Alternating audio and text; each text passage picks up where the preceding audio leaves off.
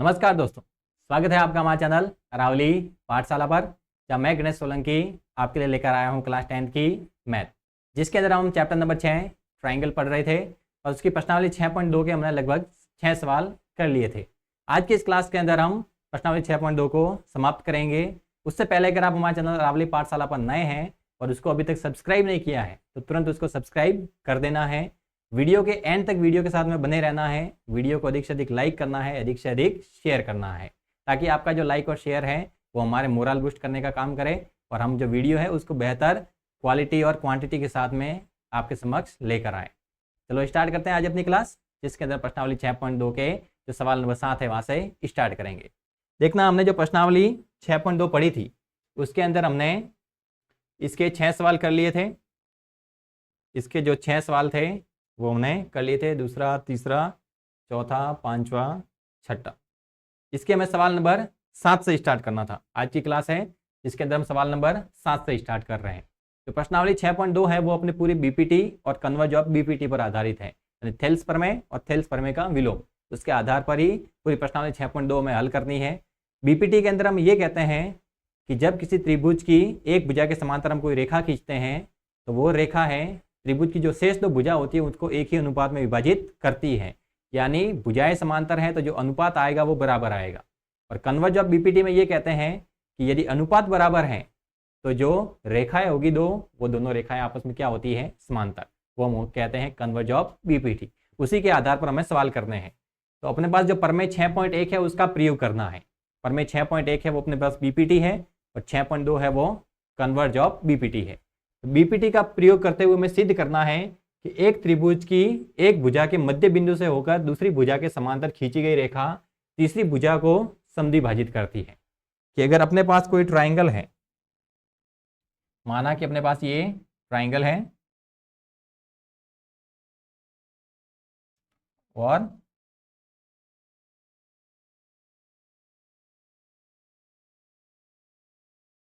इसको नाम हमने दिया है PQR।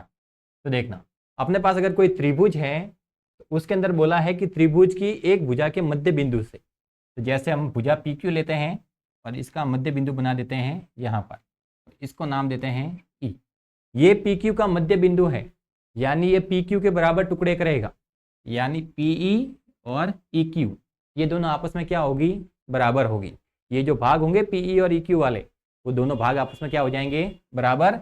तो काय के मध्य बिंदु से होकर दूसरी भुजा के समांतर खींची गई रेखा तीसरी भुजा को समद्विभाजित करती है, यानी QR के समांतर हमें यहाँ से रेखा खींचनी है।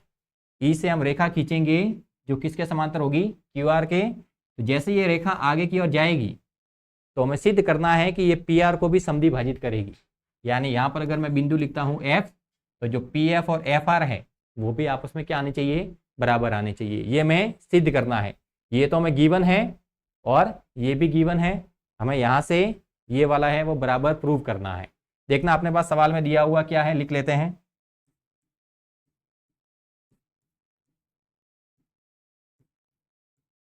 दिया हुआ है अपने पास कि जो PE है वो EQ के बराबर है, तो लिखेंगे PE बराबर EQ।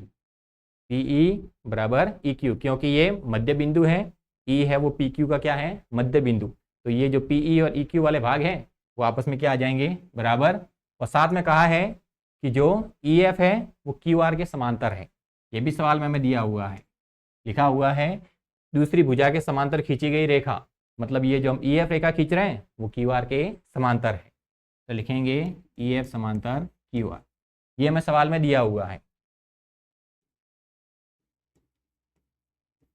सिद्ध करना है कि हम जो ये EF रेखा खींच रहे हैं ये आगे जाकर इस PR को भी समद्विभाजित करती है, यानी इसके भी बराबर टुकड़े करती है, यानी PF और FR हमें बराबर लाना है। सिद्ध क्या करना है कि PF बराबर क्या है, FR, ये हमें सिद्ध करना है। सॉल्व करते हैं इसे। देखना, प्रमेय 6.1 यूज करनी है, यानी बीपीटी का यूज करना है। अगर हम ट्राइंगल PQR की बात करते हैं, त्रिभुज PQR में हम देखते हैं कि EF और QR समांतर है। EF समांतर क्या है, QR, जो कि हमें सवाल में दिया हुआ है, ये गिवन है हमें। तो यहां से हम बीपीटी की सहायता से क्या लिख सकते हैं, जब रेखाएं समांतर हैं तो बीपीटी की सहायता से हम कह सकते हैं कि यहाँ पर जो अनुपात आएगा पीई और ईक्यू का, वो पीएफ और एफआर के अनुपात के बराबर होगा। तो बीपीटी से लिखेंगे पीई बटे ईक्यू बराबर पीएफ बटे एफआर। देखना पीई बटे ईक्यू और पीएफ बटे एफआर का जो अनुपात आएगा वो क्या आएगा, बराबर आएगा। देखना हमने पीई बटे ईक्यू लिखा है और सवाल के स्टार्टिंग में हमें दिया हुआ था कि पीई और ईक्यू बराबर है, यानी हम पीई को हटाकर ईक्यू लिख सकते हैं या फिर ईक्यू को हटाकर पीई लिख सकते हैं। तो यहाँ पर लिखेंगे पीई बराबर ईक्यू, ये हमको सवाल में दिया हुआ है, ये भी हमें गिवन है।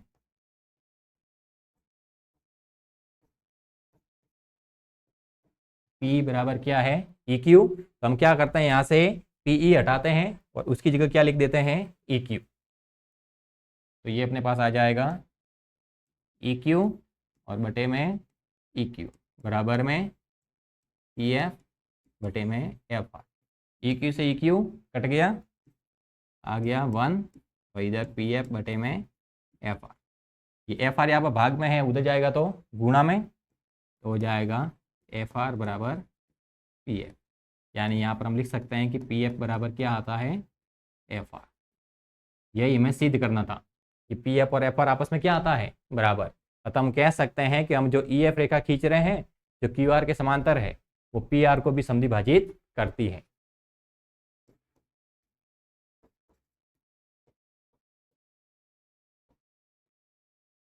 अगला सवाल है सवाल नंबर 8, जिसके अंदर बोला है प्रमेय 6.2 का प्रयोग करना है।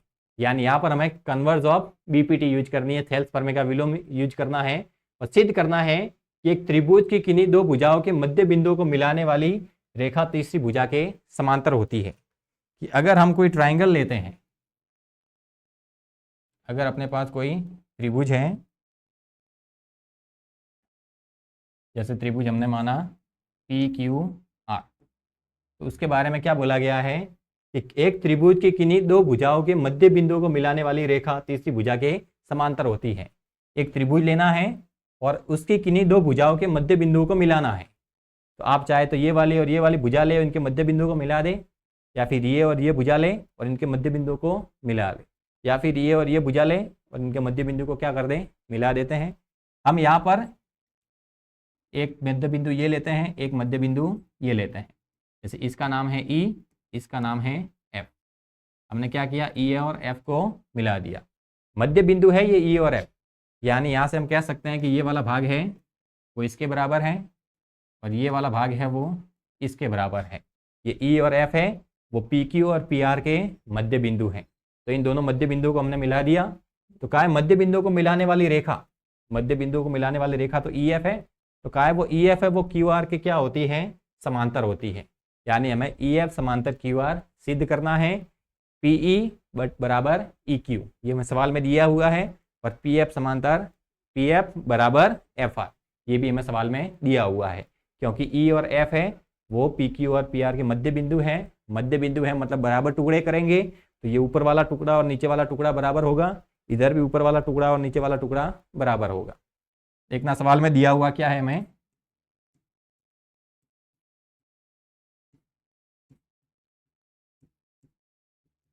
दिया हुआ है कि PE बराबर EQ। ये हमें सवाल में दिया है कि PE और EQ क्या है, बराबर, और PF और FR भी आपस में क्या है, बराबर है। PF बराबर FR। आप चाहे तो इसे समीकरण 1 नाम दे सकते हैं, इसे समीकरण 2 नाम दे सकते हैं। सिद्ध क्या करना है,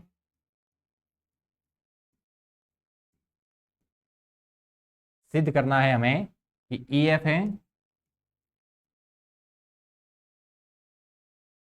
वो समांतर है QR के।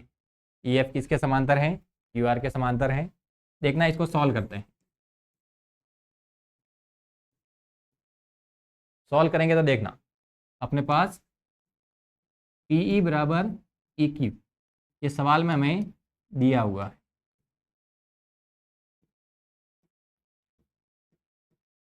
ये सवाल में हमें दिया हुआ है कि पीई बराबर क्या है, EQ। देखना EQ को हम EQ गुणा 1 भी तो लिख सकते हैं। EQ को हम क्या लिखें, EQ गुणा 1। तो यानी EQ और 1 आपस में क्या है, गुणा में। तो यानी EQ बराबर के इधर जाएगा तो PE के अंदर क्या चला जाएगा, भाग। तो हो जाएगा PE बराबर EQ। इधर कितना आ जाएगा, 1। यानी हमने EQ को 1 के गुणा में समझा है और बराबर के उधर EQ को भेजा तो भाग में चला गया। इधर केवल कितना बचा, 1। यानी PE बटे EQ का मान कितना आया अपने पास, 1 आया। इसको हम लिखते हैं समीकरण नंबर 1। यहाँ से इनको हटा देते हैं। देखना अगला हमें क्या दिया हुआ है कि PF बराबर होता है FR। ये भी हमें सवाल में दिया हुआ है।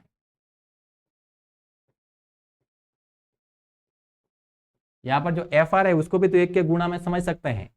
तो ये FR है वो 1 के गुणा में है, बराबर के उधर जाएगा तो PF के अंदर भाग चला जाएगा। तो अपने पास आएगा PF बटे में FR बराबर 1। ये हो गया समीकरण नंबर 2। देखना PE बटे EQ का मान भी 1 है और PF बटे FR का मान भी क्या है, 1 है। मतलब दोनों वैल्यू है वो 1 के बराबर हैं। यानी PE बटे EQ और PF बटे FR ये भी आपस में क्या आएंगे, बराबर। तो हम लिखेंगे समीकरण 1 व 2 से। समीकरण 1 व 2 से हम क्या लिख सकते हैं कि अपने पास जो PE बटे EQ है किसके बराबर आ जाएगा, PF बटे FR के। यानी PE बटे EQ और PF बटे FR ये आपस में बराबर है। ये कब होता है, ये ऐसी स्थिति तभी आती है जब EF और QR आपस में समांतर होते हैं। यानी यहाँ पर हम कन्वर्ज ऑफ BPT की सहायता से कह सकते हैं कि EF और QR आपस में क्या है, समांतर। क्योंकि PE बटे EQ और PF बटे FR ये भाग क्या आ रहे हैं, बराबर आ रहे हैं। यानी यहाँ से हम कन्वर्ज ऑफ BPT से क्या कह सकते हैं,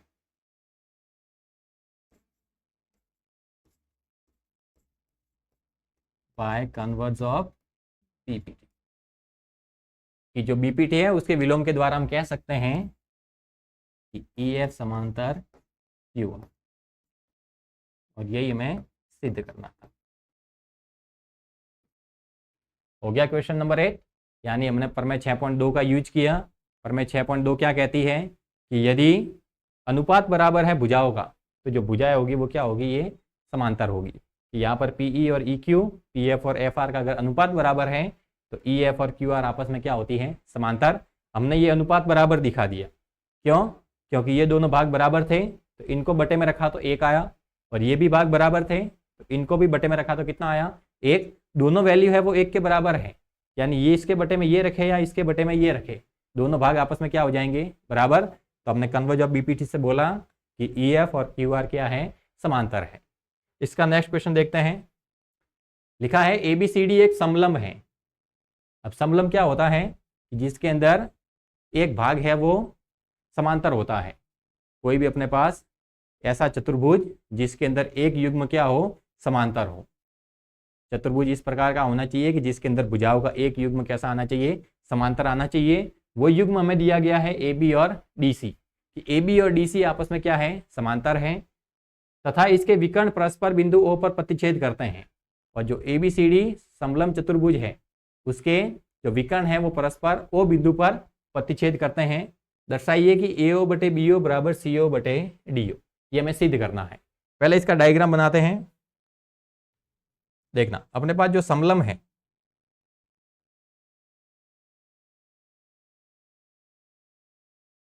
वो कुछ इसी प्रकार का बनेगा। क्योंकि जो समलंब होता है उसमें भुजाओं का एक युग्म समांतर होता है और एक युग्म है वो असमांतर होता है। यहाँ पर ये वाला और ये वाला भाग समांतर है और ये दो भाग है वो असमांतर है। तो देखना समांतर भाग बोले हैं AB और DC, यानी इसको हम बोलेंगे AB और ये कहलाएगा DC। यानी AB समांतर क्या है, DC। और बोला है इसके विकर्ण परस्पर बिंदु O पर प्रतिच्छेद करते हैं। अगर इसके विकर्ण खींचे, इसके अगर हम विकर्ण खींचते हैं तो परस्पर बिंदु O पर प्रतिच्छेद करते हैं। यानी इसका जो प्रतिच्छेद बिंदु होगा वो क्या होगा, O। दर्शाना है कि AO बटे BO कि AO के बटे में हम BO लिखें और CO के बटे में DO लिखें, तो जो अनुपात आएगा वो बराबर आएगा। यहाँ पर अपने पास दिया हुआ क्या है, पहले वो लिख लेते हैं।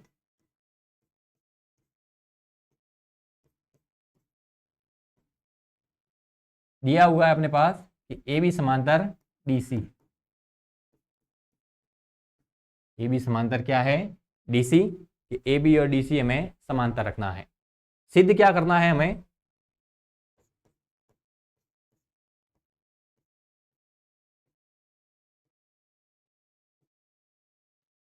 सिद्ध करना है कि AO बटे में BO बराबर में PO बटे DO, ये लाना है हमें।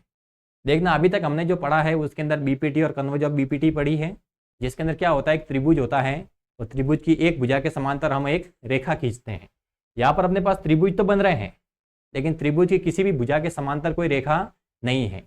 देखना यहाँ पर अगर मैं कोई रचना करूं और रचना इस प्रकार से करें कि यहाँ से एक रेखा खींच ले, जैसे ये रेखा खींची, एक रेखा खींची, ये हमने जो रेखा खींची इसको नाम दिया जैसे PO।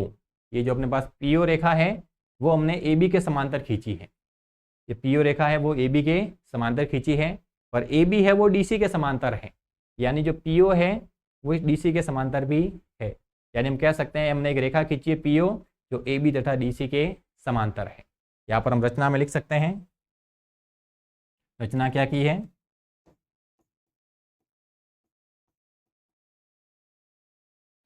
रेखा PO खींची, जहां एक रेखा हमने PO खींची है जहां पर PO क्या है, AB के समांतर है, जहां PO समांतर AB और PO समांतर DC। हमने ये जो PO रेखा खींची है वो AB के भी समांतर है और DC के भी समांतर है। देखना हम इसको जब हल करेंगे तो किस प्रकार से करेंगे। जैसे ही हमने ये समांतर रेखा खींची PO, तो अपने पास एक त्रिभुज बनता है ABD। कौन सा त्रिभुज, ABD। इसके अंदर देखते हैं कि एक अपने पास भुजा है AB और उसके समांतर कौन सी रेखा है, PO। यानी AB और PO क्या है, समांतर है, तो यानी यहाँ पर जो भुजाओं का अनुपात आएगा वो भी क्या आएगा, बराबर। जो शेष दो भुजाएं हैं उनका जो अनुपात आएगा वो भी क्या आएगा, बराबर आएगा। तो यहाँ पर हम लिख सकते हैं अपने पास त्रिभुज बनता है ABD, त्रिभुज ABD। त्रिभुज ABD में हमको क्या पता है कि PO है वो AB के समांतर है, PO है वो AB के समांतर है, PO है वो AB के समांतर है, तो यहाँ से भुजाओं का अनुपात लिख सकते हैं। भुजाओं का अनुपात क्या लिखेंगे कि AP बटे में PD। आप अनुपात इसके बटे में ये लिखें और इसके बटे में ये, या फिर इसके बटे में ये लिखें और इसके बटे में ये लिखें। यानी स्टार्ट करना है तो दोनों एक ही तरफ से, यानी अगर आप इस चौड़े वाले भाग से स्टार्ट करते हैं तो दोनों तरफ चौड़े वाले भाग से स्टार्ट करना है, और अगर इस तिकोने वाले भाग से स्टार्ट कर रहे हैं तो दोनों तरफ इस कोने वाले भाग से ही स्टार्ट करेंगे। देखना यहाँ से हम स्टार्ट करते हैं AP बटे में PD। AP के बटे में क्या लिखा है, PD, तो यहाँ पर अपने पास आ जाएगा BO बटे में DO, BO बटे में DO। देखना जब हम हल कर रहे हैं तो सबके लास्ट में O है, तो हम कोशिश करेंगे कि अगर OD भी आता है तो उसको हम DO के रूप में लिखें, अगर OB भी आता है तो उसको हम BO के रूप में लिखेंगे। ये अपने पास हो जाएगा समीकरण नंबर 1। हमने त्रिभुज लिया ABD और वहाँ से हमने देखा कि PO है वो AB के समांतर है, तो यहाँ पर हमने BPT के सहायता से अनुपात लिखा। यहाँ पर लिख सकते हैं बाय BPT। BPT कहती है कि जब त्रिभुज की एक भुजा के समांतर कोई रेखा खींची गई है तो वो शेष दो भुजाओं को एक ही अनुपात में विभाजित करती है, तो उसका जो अनुपात है वो बराबर आ जाएगा। फिर हम एक दूसरा त्रिभुज लेते हैं।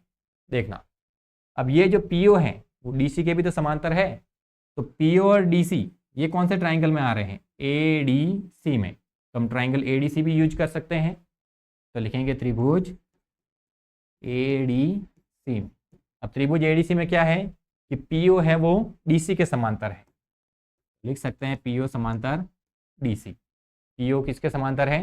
डीसी के समांतर है। तो यहाँ से भी अनुपात लिख सकते हैं। अनुपात आएगा एपी बटे में पीडी।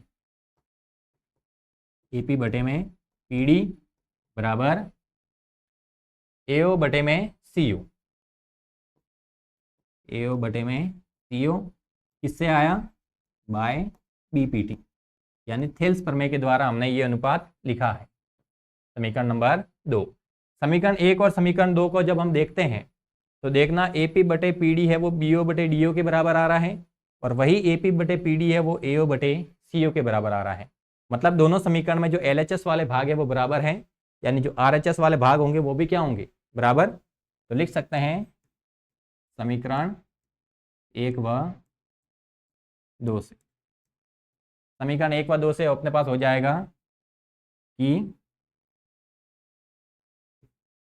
बीओ बटे में डीओ बराबर एओ बटे में सीओ।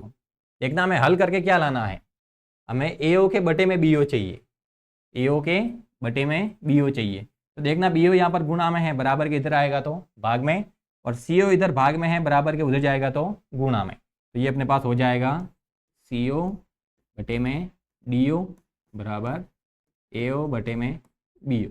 यानी अब हमें केवल इनको व्यवस्थित करना था। बीओ हमें एओ के बटे में चाहिए था तो एओ के बटे में लेके आए, सीओ यहाँ पर भाग में था, इधर चला गया गुणा में। एओ बटे बीओ चाहिए तो इसको आगे लिख सकते हैं, इसको पीछे लिख सकते हैं। तो अपने पास हो जाएगा एओ बटे बीओ बराबर सीओ बटे डीओ। यही हमें सिद्ध करना था।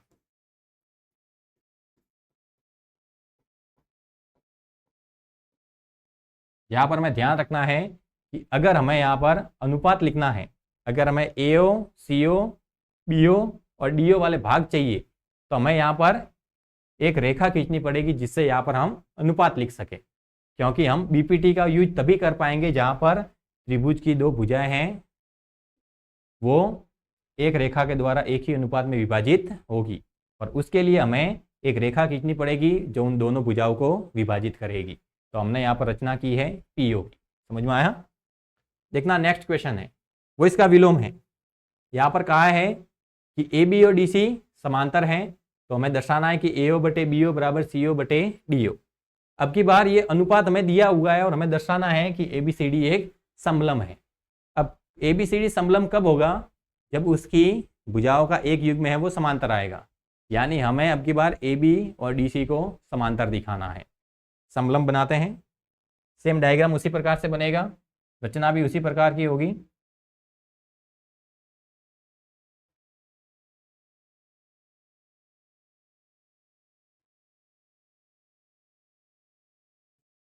नाम दिया ए बी डी सी।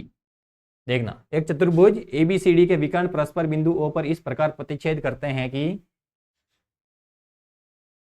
बिंदु है अपने पास ओ, बिंदु ओ पर इस प्रकार प्रतिच्छेद करते हैं कि ये जो विकर्ण है वो विकर्ण बिंदु ओ पर प्रतिच्छेद करते हैं।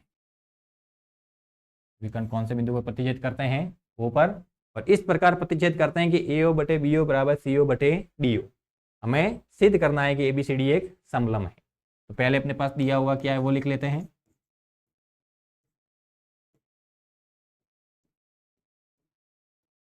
दिया हुआ है अपने पास कि एओ बटे बीओ बराबर सीओ बटे डीओ। ये मैं सवाल में दिया हुआ है। सिद्ध क्या करना है?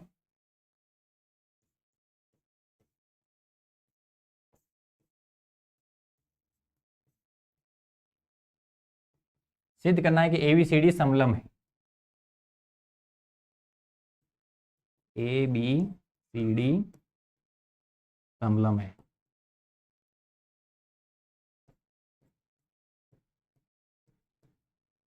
समलम होगा तो भुजाओं का एक युग्म कैसा आएगा? समांतर। अतः हमें सिद्ध करना है कि ए बी और डी सी क्या है? ए बी और डी सी समांतर है। ये हमें सिद्ध करना है। रचना देखते हैं इसकी। बहुत बन रहे हैं लेकिन त्रिभुज की किसी भी भुजा के समांतर कोई रेखा खींची हुई नहीं है। तो हम क्या करते हैं, यहाँ पर रचना करते हैं, और रचना इस प्रकार से करते हैं कि जो अपने पास ए बी भुजा है इसके समांतर हम एक रेखा खींचते हैं, इसको नाम देते हैं पी, ये अपने पास है O। यानी जो ए बी और पी ओ है वो दोनों हम क्या करते हैं, समांतर रखते हैं। यानी ए बी के समांतर हम एक रेखा खींचते हैं पी ओ। तो यहाँ पर रचना में लिखेंगे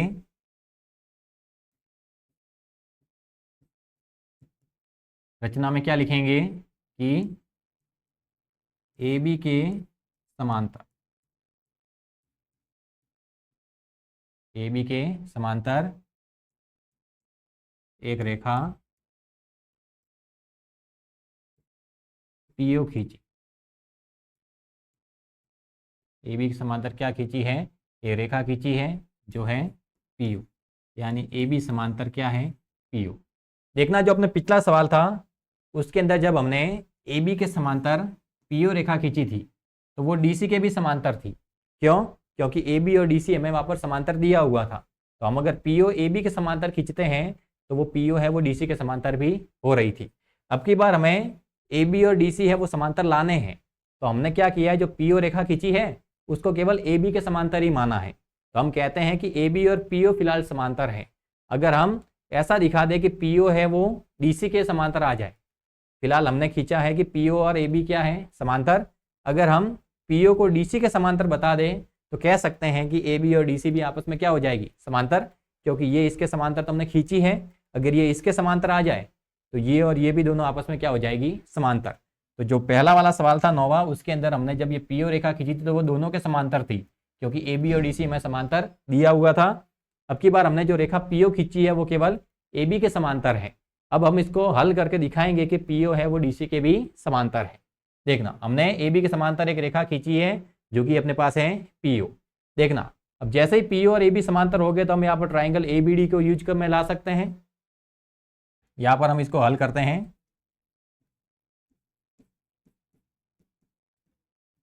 यहाँ पर अब हम एक ट्राइंगल यूज करते हैं, triangle A B D. Triangle A B D में हम लिख सकते हैं कि जो पी ओ है वो ए बी के समांतर है। जो पी ओ है वो ए बी के समांतर है। यानी यहाँ से हम भुजाओं का अनुपात लिख सकते हैं ए डी और बी डी के।